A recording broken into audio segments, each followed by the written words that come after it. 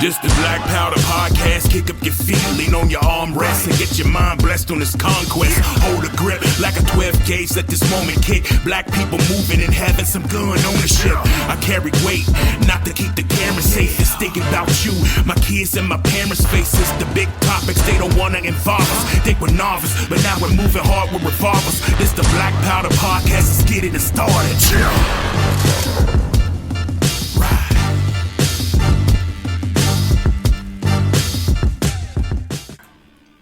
Primers hit, the powder is lit. It's time to get on target. Welcome to another episode of the Black Powder Podcast. As always, I'm your host, Yasuke. And just a general reminder of your marching orders and why we have created the Black Powder Podcast. The main mission is to change the social view of black society and firearms. How do we do that? Glad you asked. We talk, walk, read, write, and think about it to find a better solution for a brighter future for the proper protection of black people. Join us through education, practice, and safety as we take down the stigma of black people and guns, one discussion at a time. And just a general reminder, you cannot do a mag dump without a couple of rounds. So if you like what you're hearing and you happen to like this show, send out an email to blackpowderpodcast@gmail.com and let me know what your favorite episode is. Whether or not you agree, disagree, or have questions, please make sure to send them to blackpowderpodcast@gmail.com. And always, feel free to like, share, and subscribe. The only way to continue to grow is to continue to share this knowledge with other people. And the only way to even get the message out is to let everyone know. So once again, if you like what you heard and would like to continue to hear, please like, share, and subscribe. And as always, you can find us on multiple platforms, especially the main ones. As of recently, we are now on Spotify, Apple iTunes, Google Podcast, Amazon Music, and Audible. So today's date is January the 28th. This is Saturday. All of this happened January 7th. But before we even get into the full story, if you will, I'm going to tell you a story that's been around for a long time. It's been historical. So, that being said, this is story time once again with Yasuke. The story is entitled The Scorpion and the Frog.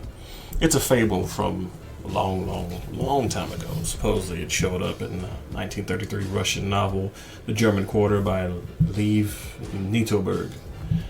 But you may have heard multiple different instances of it. I've seen one about a scorpion and a turtle. I've seen one about the scorpion and a fox. Nonetheless, the story is the same. Synopsis is basically, a scorpion wants to cross a river, but obviously the scorpion cannot swim. So it asks a frog to carry it across. The frog hesitates, afraid that the scorpion might sting it. But the scorpion promises not to, pointing out that it would drown if it killed the frog in the middle of the river. The frog considers this argument sensible and agrees to transport the scorpion. Midway across the river, the scorpion stings the frog anyway, basically dooming both of them. The dying frog asks the scorpion why it stung despite knowing the consequences, to which the scorpion replies, "I'm sorry, I couldn't help it. It's in my nature." That being said, what brings us to this situation in the first place is quite simple and is something that unfortunately is very familiar in the society of black people. Doesn't matter what they look like or who they may be. This is what happens whenever we have corrupt police. So as I said, this incident happened on June 7th. That incident being the death, the killing, the murder of Tyre Nichols. NPR.org has put out an article entitled "What We Know About the Killing of Tyre Nichols." First off, one of the main things you'll see is right off the bat, they at least gave the man a good picture. The man is dressed in a vest with a tie and a collared shirt. Looks very presentable. We don't see any of that gangster stuff that they usually put on the news channels to degrade the the black society or, the person that's being portrayed as a quote-unquote thug, if you will. They are humanizing Tyre Nichols. But again, this is a memorial service. It took place on January 17th in Memphis. Again, this is, it's good to see, but at the end of the day, we know that they're probably, if they haven't already, probably going to try and find degrading pictures of Nichols just to fit the usual media narrative of all black people that get pulled over by police are thugs, they're criminals, they don't have any good intent. So you shouldn't feel a certain way about them. They always dehumanize black people. Article goes, most of the peaceful protests over police brutality were carried out around the country after the public release of body camera footage brought the Memphis police killing of Tyre Nichols into the clearer picture. Nichols, a 29-year-old black motorist, was pulled over January 7th for what police said was reckless driving, quote unquote. After attempting to flee on foot, Nichols was aggressively beaten by police. New released police video shows. 3 days later, he died in the hospital. Here's what we know. Who was Tyre Nichols? Nichols was a father of a 4-year-old son. He was also known to his family as an avid skateboarder and nature photographer from Sacramento, California, according to the Associated Press. He arrived in Memphis just before the pandemic and later started a job with FedEx, a major employer there. Nichols had been with the company for about 9 months before his death, and this is what the New York Times reported. He was one of those people who made everyone around him happy. Nichols' stepmother, Lucille Washington, said in a memorial service. Police body cam video shows a violent arrest, and police said on January 8th that Nichols was taken into custody after a traffic stop that involved 2 confrontations with officers. During the initial confrontation, Nichols fled the scene of the traffic stop, police said. Following the arrest, Nichols then complained of shortness of breath, according to authorities, and was taken to the hospital in critical condition, where he died on January the 10th. His family has said that police beat him so severely that he was unrecognizable. The Shelby County District Attorney's Office, in a statement earlier this week, that it said that it has understood the reasonable request from the public to view the video of Nichols' death. The city of Memphis released a 4-part footage on Vimeo on Friday evening. In the videos, officers are seen dragging Nichols from his car and shouting profanities through the confrontation. An officer tries to deploy a taser at Nichols and then begins to chase him on foot. "I'm just trying to go home," Nichols is heard saying. Later, after officers are seen repeatedly kicking, punching, and using the baton to strike Nichols as he lies on the ground. At one point, he's heard yelling, "Mom." Lawyers for Nichols say that this encounter happened within 100 yards of his family home. So, damn near his house. Ben Crump, the family's attorney, compared the footage of the video to the 1991 Los Angeles police beating of Rodney King, which is another black motorist. Protests were held in several cities following the release of police video. Mostly peaceful protests broke out in the cities across the United States following the release of the videos, which demonstrators lead marching and chants against police brutality and shutting down highways and intersections in some cities. In Memphis, a group of demonstrators gathered at a downtown park and then took to the streets, shutting down the I-55 bridge over the Mississippi River between Memphis and West Memphis. They chanted "No justice, no peace," and "Justice for Tyre," closing the bridge for nearly 3 hours before peacefully disbanding. In other parts of Memphis, people gathered in churches or small groups to reflect on the wrenching and somber moment in the city. Protests in downtown Los Angeles became tense when a small group of protesters demonstrated outside the Los Angeles Police Department headquarters, which was blocked by police in riot gear, according to the LA Times.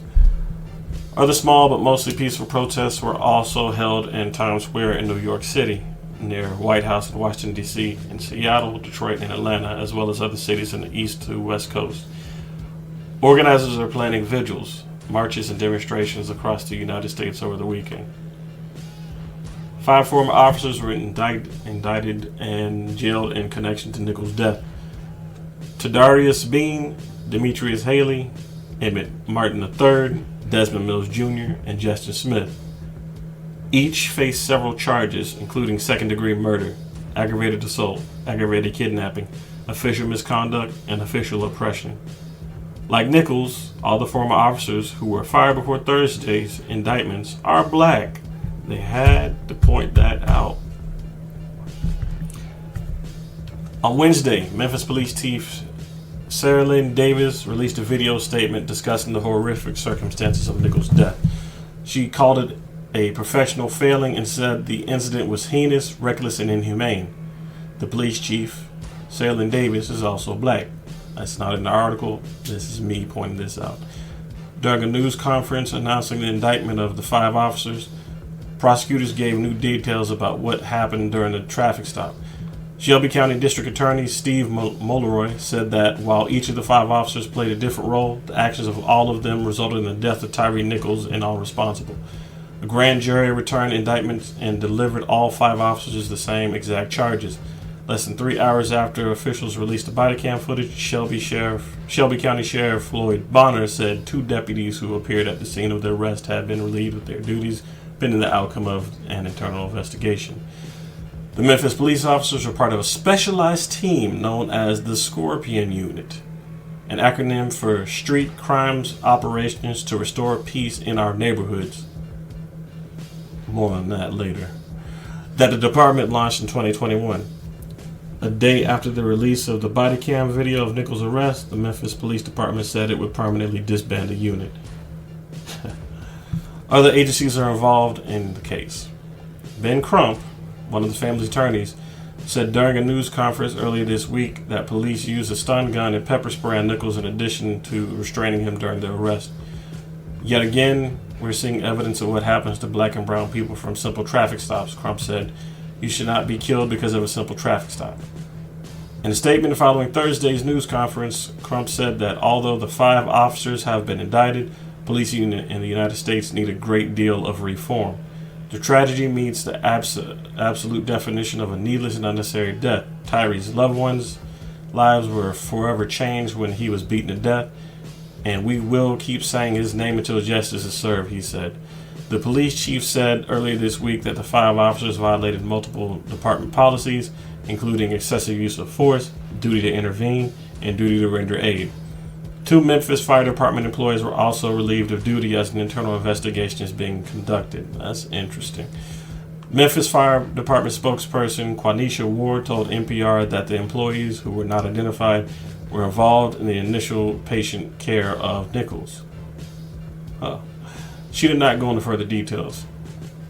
The Justice Department and FBI have also launched a civil rights investigation into Nichols' death, and the Tennessee Bureau of Investigation launched a separate investigation.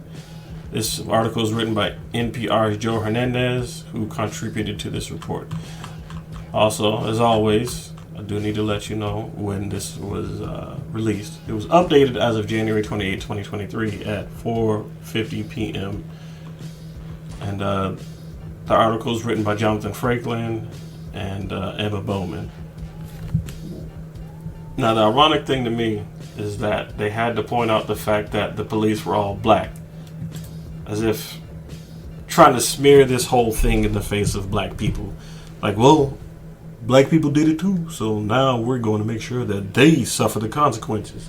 Meanwhile, nobody is bringing up the fact that there were white police who also did the same thing in the past, and they were also, quote unquote, released, but not, I would say, not punished to the full extent as these men were.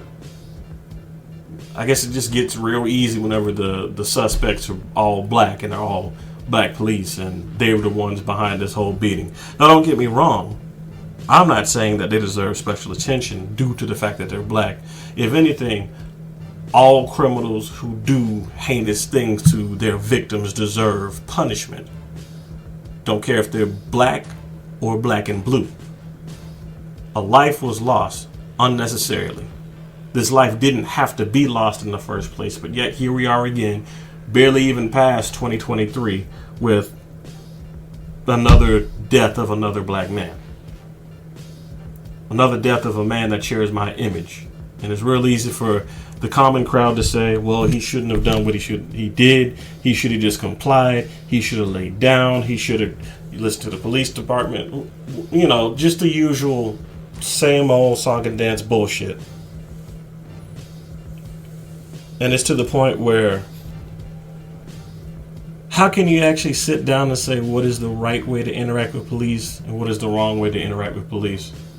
Because, yeah, the man was out of breath because he was running, because he's getting his ass kicked. And I'm not trying to be funny about it. I'm just being brutally honest. The man got his ass kicked. It wasn't like, and I'm not even saying this was right, but the George Floyd incident where the police officer had his neck on had his knee on George Floyd's neck. No, I mean, this man was brutally beaten.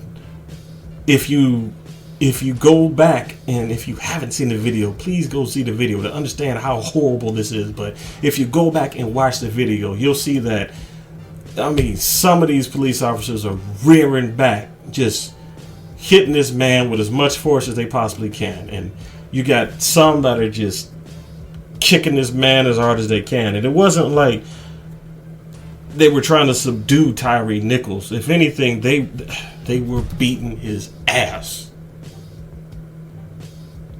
Underneath the legalities of being police officers on a special tactics unit called Scorpion.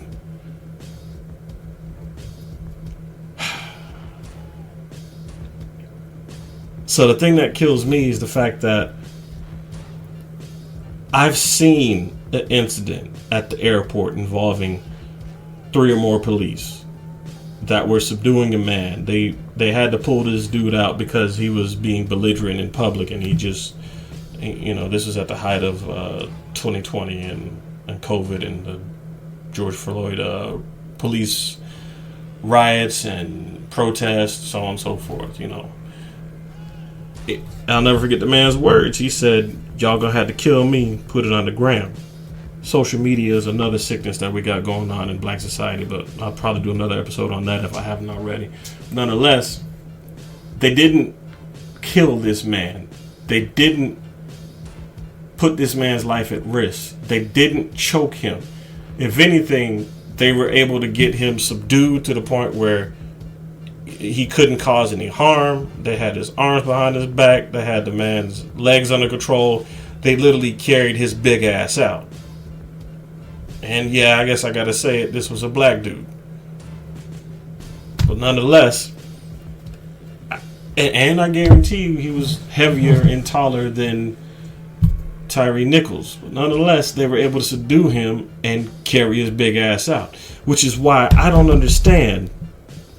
Actually, I probably do, but nonetheless, let's just say for the sake of argument, I don't understand how 5 strong-looking police officers had issues subduing a man like Tyree Nichols, where if you look at the picture on this page, you can see clearly, yes, he's built, but at the same time, he's not built like somebody that requires 5 people to subdue him by beating him to death. I mean, for God's sakes, this man was, the scales were drastically weighed against him because of the fact that they had to use clubs, they had to use pepper spray, they had to use tasers in order to subdue this guy. And don't get me wrong, I know there's the strength of adrenaline that when the rush hits, it gives you what's necessary in order to survive or necessary in order to try and see yourself out of this bad situation. But nonetheless, the fact that 5 men beat this man's ass to death. You can't sit here and tell me that's police justice. You can't sit here and tell me that this was sanctioned by the Memphis Police Department. And you damn sure can't sit here and tell me that this whole Scorpion squad, this whole squad that is supposed to be for street crimes operations to restore peace in our neighborhoods, you can't sit here and tell me that they had the best intentions of the neighborhood during this traffic stop, which is some routine thing.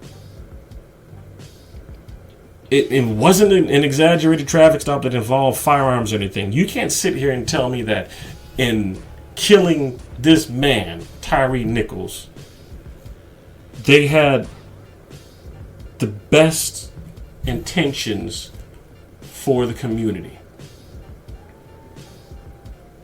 I guarantee you this is not the first incident involving something, well, if not this extreme, but involving something along these lines.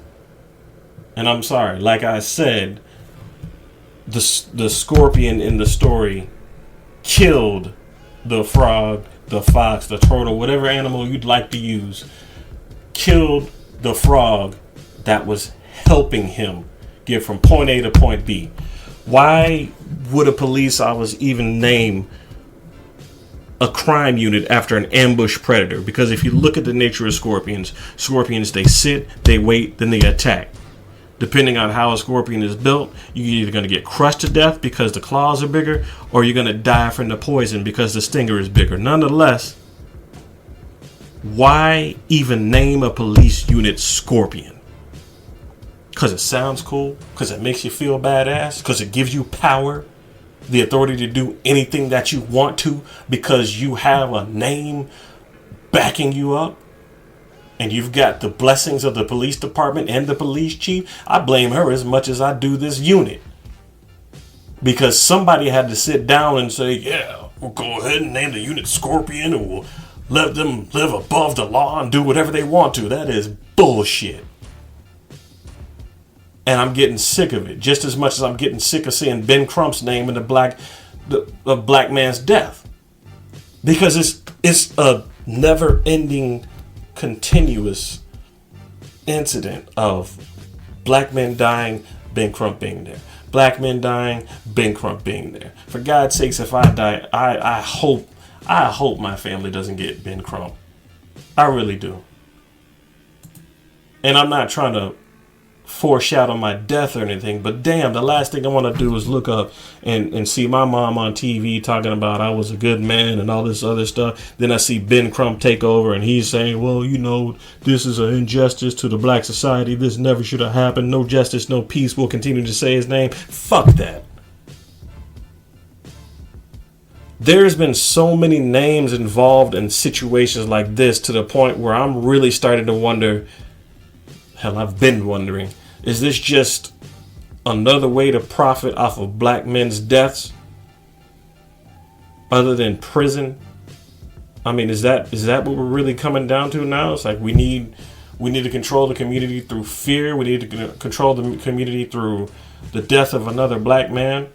We need money. We need organizations to gather this money. Certain organizations whose name will remain anonymous at this point, but nonetheless, who were involved in pawning millions of dollars towards people who were close to them and family members under the guise of protection. You know, you just want to pay them more, make sure they can get another compound and, you know, claim that it's being utilized for the betterment of this little 3-word organization. Really? That's what you want to do now? Start another organization in the name of black people? You know, this reminds me of it was a YouTube short I saw a while ago. And they asked a young white guy and said, if you could give any advice to black society, what would it be? And it was bluntly funny, if you will, because this guy must have been in like his mid-20s or something. He said, yeah, all black people need to go ahead and get life insurance. That way it will deter police from, you know, attempting to cause violence against them, because of the fact that when they die, their family members get the money.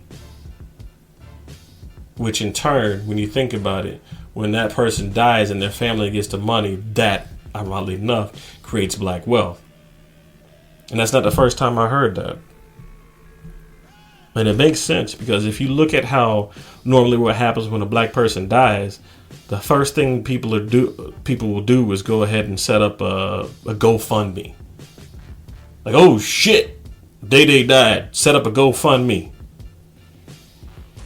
You know, we gotta get these donations. We gotta get these donations up so we can go ahead and get this person buried. We gotta get these donations up because we gotta pay Ben Crump, you know, because he's fighting for our family to make sure we see justice. We gotta make sure we get these donations up so we can go ahead and donate to these organizations that don't really give a damn about us and make sure that they can get their money so they can quote unquote claim to take care of us. Same old song and dance. At this point, it's old, and at this point, I'm not surprised it's even starting in a brand new year. I mean, shit, can we at least get to July 1st before something like this happens? And I'm not trying to, I'm being facetious, I'm bullshitting, but in all honesty, I'm really not. Because I'm tired of this. Just like I know my fellow black men that look just like me and share my complexion are tired of this. They are tired of reading articles and newsletters and seeing videos and all this other stupid shit that has to deal with the death of another black man. Just like we're tired of hearing how we're no good and we will never amount to nothing other than being a victim of police or body bags, or just if you really think I'm playing, go look it up. The last thing I want to see is another TikTok involving a topic involving about a black man's death.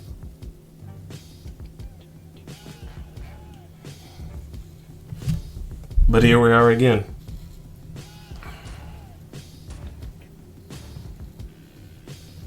This man, Tyree Nichols, was stricken down and subdued until he reaches unnecessary death at the hands of this Scorpion unit. And yet many of us in the community think that by having a protection unit that looks like us, we'll be safer. We won't be apprehended or hindered by the quote-unquote police unit if they're black. 5 black men were part of this unit. All of them black, not a single white face. Doesn't change the fact that the same energy is there. You got 5 black people portraying corruption, like we've been trying to tell you. You might have good people in a police unit or police department or whatever, but at the end of the day, corruption doesn't give a damn about the color. Just like it don't give a damn about the location. Just like it doesn't give a damn about the people who it's attacking. At the end of the day, corruption is going to do what's best for corruption. No matter if they're white, brown, yellow, Puerto Rican, or Asian.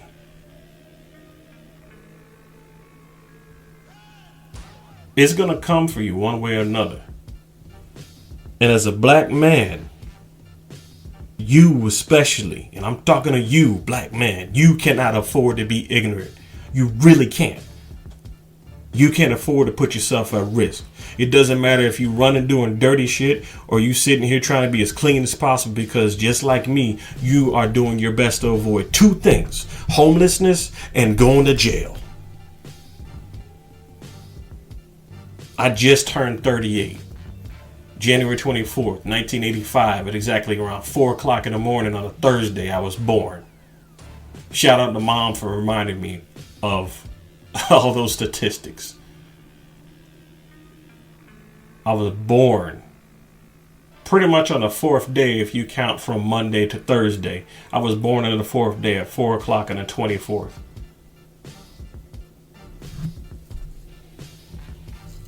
And I find it ironic that here I am at the age of 38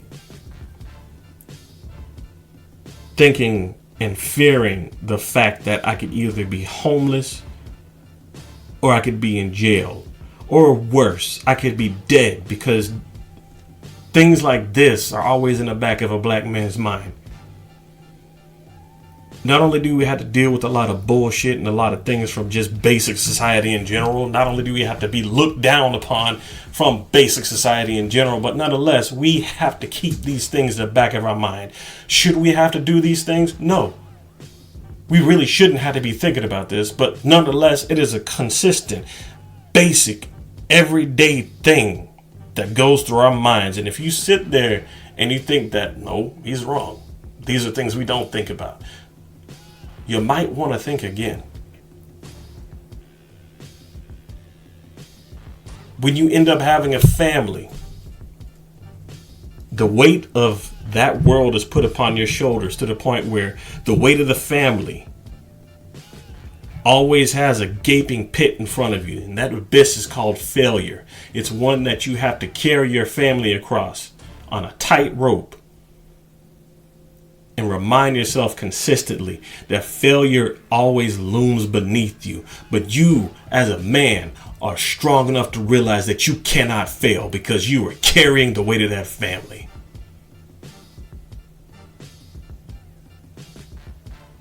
Just like even if you're a single black man, you as a black man realize that you cannot fail because that gaping maw called the abyss of failure is ready to catch you.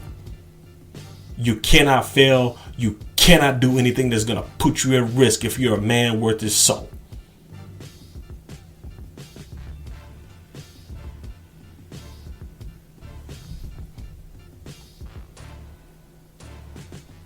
But yet failure always comes in the form of death.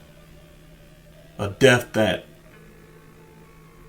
any random black man cannot control because of situations and forces like this.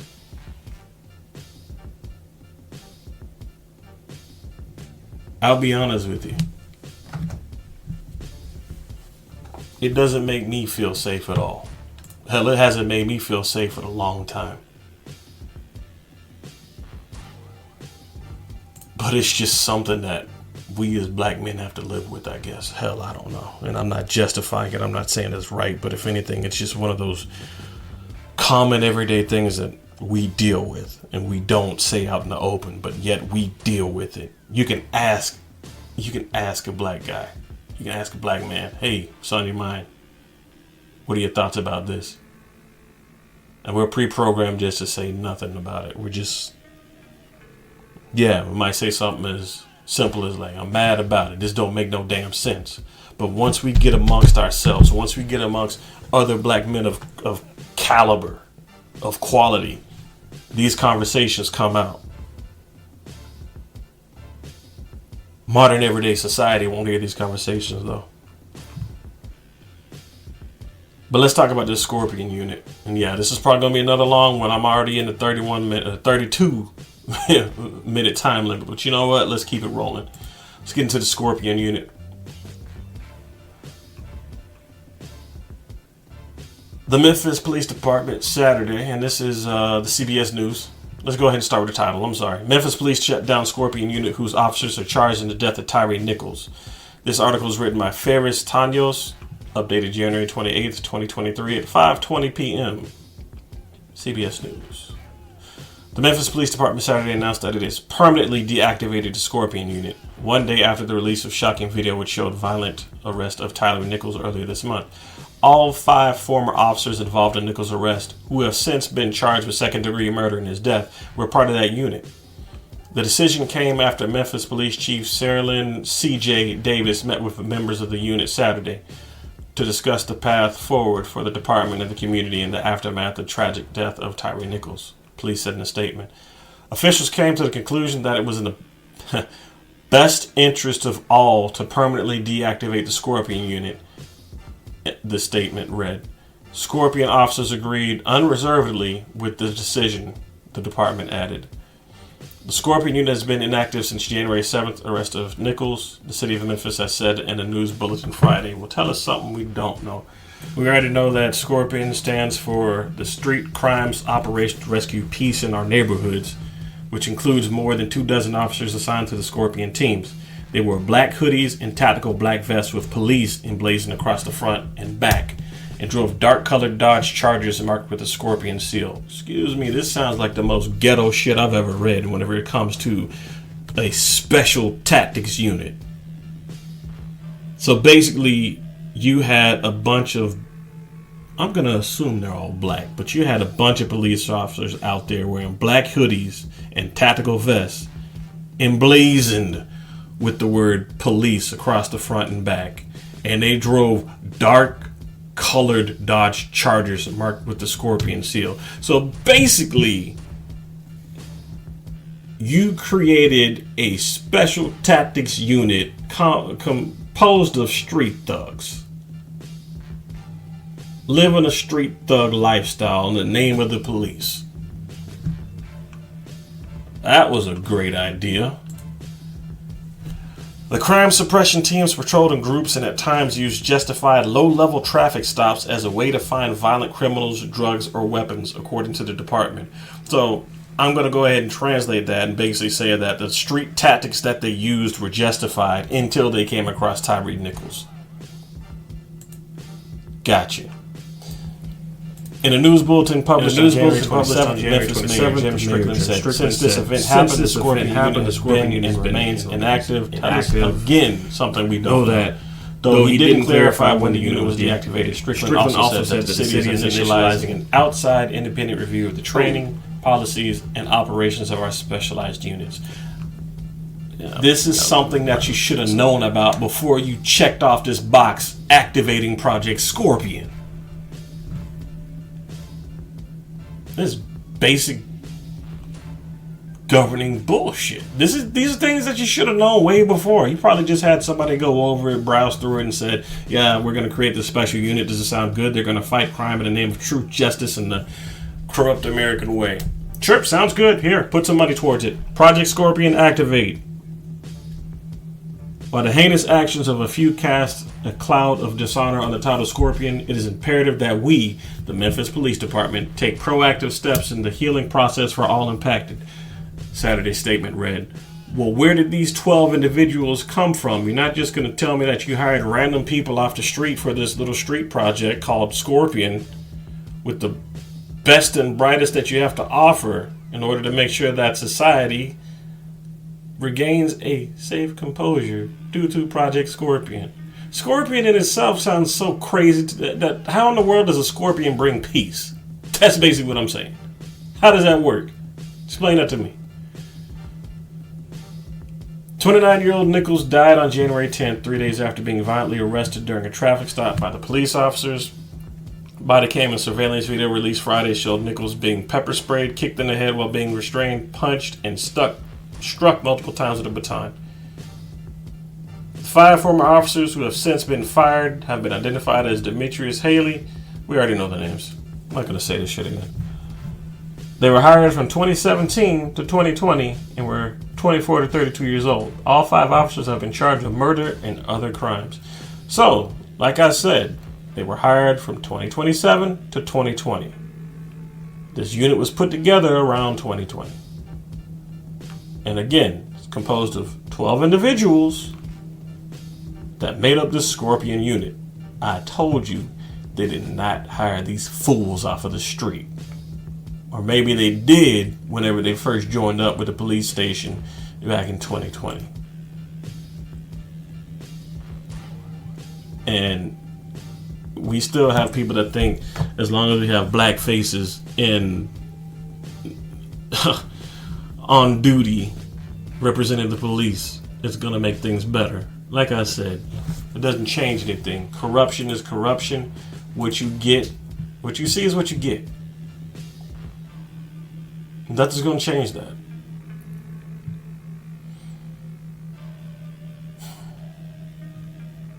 I mean, there's no point in reading the rest of these articles. It's blatantly obvious what happened. You had a special tactics unit think that they were above the law and could do what was necessary in order to stop drugs and all this other stuff during a routine traffic stops from coming into quote unquote their city and corrupting the neighborhood. But still, the tactics that were utilized by these police, the special units, this Scorpion squad, if you will, were no different than common everyday street tactics. Just justified with a badge. That's about it. Doesn't make it right. So what does this mean for the people who think that it's funny? The people that think that you should have complied. You know, your people who always are going to back the blue. I mean, fine. If that's what you're going to think, okay. But at the end of the day, if you're one of those people that looks like us, that's black, and you are backing things like this, you're backing this whole Scorpion squad, or you're gonna back this whole police city that, you got Atlanta APD going in there and partaking in practices that's gonna quote unquote save the city. Okay, fine. If that's what you want to think is gonna change everything, go right ahead. But if you are actually on that police force and you look at the list of people that they're hiring, internally, externally, whatever, and you yourself do not feel confident in that person's abilities, there needs to come a time where people that are supposed to quote unquote defend us start speaking up. Which I know it's hard to do because you've got the people that are defending us. They either can't say too much, or hell, they're new just like everybody else. Because when the protest and the riot started happening back in 2020, you had a lot of police stations, I've said this before, but you had a lot of police stations lose morale to the point where there was a lot of police who left. Some good, some bad. So then they had to fill that gap. And with the way that hiring's going on right now, you fill that gap with whatever you can, whether it's good, bad, indifferent. I'm not justifying it. I'm just saying that a business is going to act like a business. A business is going to spend money in order to try and, quote unquote, maintain the status quo or at least keep itself above water.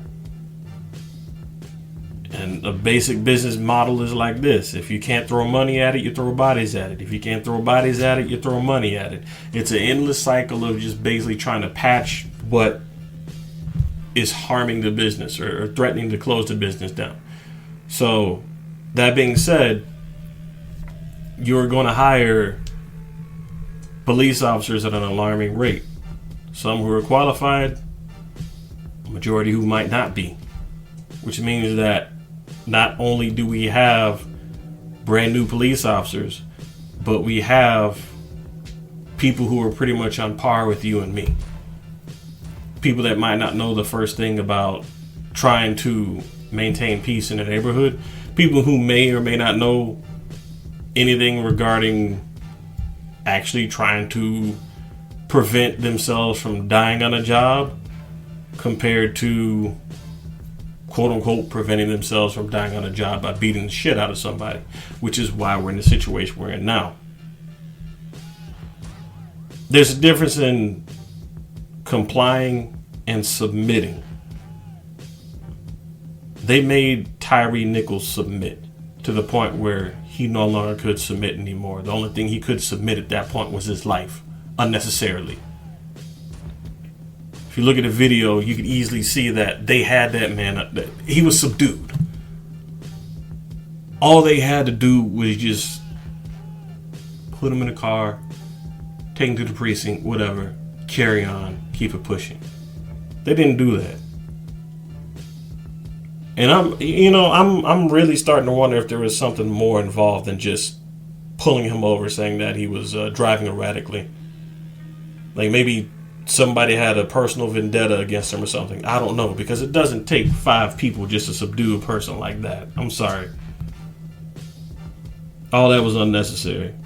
I really hope the investigation truly finds out what's going on, because I refuse to believe that 5 people couldn't subdue a person without killing them. You can't convince me otherwise. But yeah, those of you who say that he should have complied, he should have just backed down, he should have listened to the police, okay. When it becomes you, follow your own advice. What about the people who continuously ignore the acts of criminal violence? The ones that maintain ignorance. It's the same mindset as saying, I'm not going to vote because voting doesn't involve me. I refuse to vote. It's not important. Okay. Not voting is what's gotten us here. Now, granted, I do understand that sometimes it does feel like your vote doesn't matter. It feels like your vote doesn't count towards anything, and you might start thinking, what's the point of voting? Okay, I get it. But as I said to the previous group, the same thing applies to you. It's only a matter of time before it does involve you. Before you have to deal with a situation like this. Before you realize how deep the consequences are that you'll have to deal with. All because you thought that since you lived in your own little bubble that you'd be safe and sound. And this doesn't just apply to any age. This applies to any black man out there. Be you 19 or 45. You could be 80. They still have the worst intentions in mind for you. You are not safe. So what does that mean for those of us who are aware of these situations? What do we do? What can we do? At this point, I'm just starting to wonder if it's better just to go ahead and have your own society, or whatever, how would you even call it? Your own community police, if you will. Made up of the community. People who are going to keep the community honest, safe. If you know there's elements in your community that don't need to be there, well, I mean, hell, you need to do what you can to clean them out. Because this whole stop snitching shit, that's old. That ain't the culture. You want to call it the culture, fine. But let's be real, that ain't the culture. You got people dying because there's people in your neighborhood that don't need to be there, that don't deserve to be there. They got destructive mentalities and they want to see the world burn. And you go ahead and give them the matches and the gasoline and you step aside and you think that it's going to be okay? Nah. There needs to be a community awareness, just like there's community watches around certain parts of your neighborhood. There needs to be community awareness. A long time ago, you'd have neighborhoods that would get together and say that, you know, this is my neighbor. We're going to watch your house just like you're going to watch my house. Everybody's going to work together to make this a beautiful community. Being a former homeowner myself, I can tell you, I only had one neighbor who was like that. Now, ironically enough, she was older. Nowadays, y'all get together, you want to get on a community Zoom, if you will, and have a conversation and talk about what's going on with the community. Hell, you don't want to have a conversation. You want to sit back. You want to argue with the other person simply because of the fact that the trash can was left out too long, or the bushes are too high, or the paint doesn't match. But at the end of the day, what is that doing as far as keeping your damn community safe? It's not doing a damn thing. Bring back the old community. Bring back the old black community. Don't sit here and give me this modern day bullshit.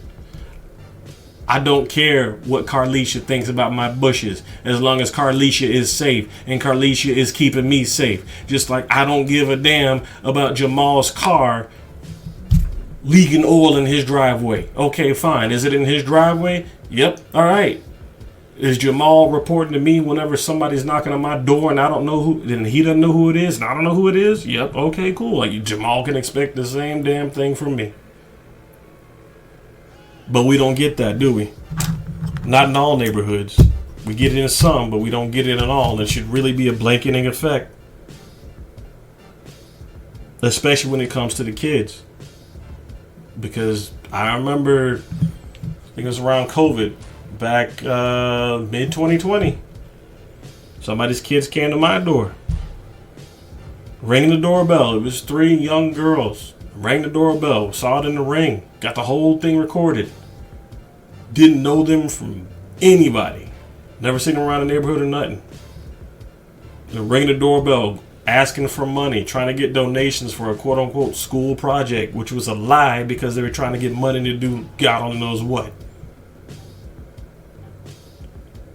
If we really want this pandemic to end, we got to be our own brother's keeper. We got to watch out for each other. We got to keep each other in mind, and we got to give a damn about the community. Because at the end of the day, if those people who are supposed to protect us, those people who are hired to protect us, are actually getting hired to kill us, why do we continue to put money into that society? And yes, I call it a society because you got black society, white society, yellow society, Asian society, but at the end of the day, you got the black and blue society that are deciding to do what's best for them to make sure that they can maintain status quo and not have to deal with this bullshit that they have created.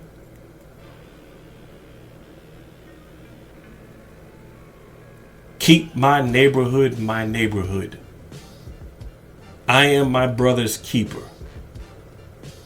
If my brother is a good man and he needs protection, then damn it, I should try and protect him the best that I can.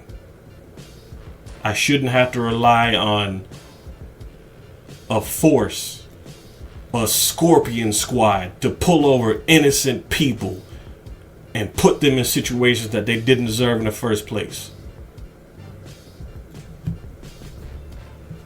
But yet here we are again with another black man whose name is now etched upon a never-ending wall of victims.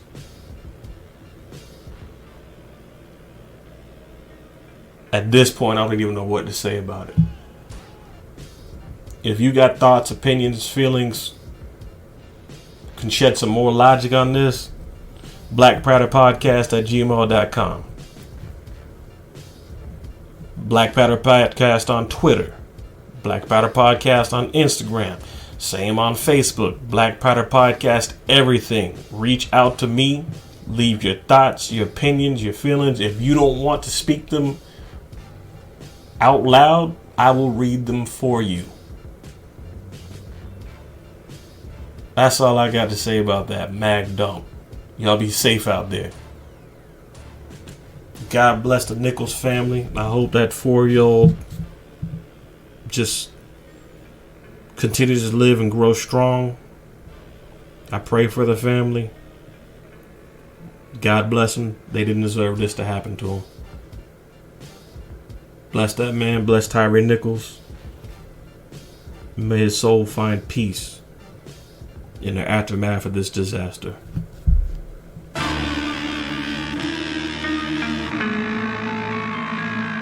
This the Black Powder Podcast, let's get explicit. We got the wisdom hitting targets with a marksman precision. We're having fun in the booth, we're running gun for the truth. Every future black gun owner, we're spreading the news. We do illegal, we're moving regal and blessing the people. From hosts for the culture, we keep it locked like guns in our holster. Holding it down as we're loading the rounds. If they were nervous back then they're gonna be scared of us now. Black Powder Podcast, we'll be back in a while.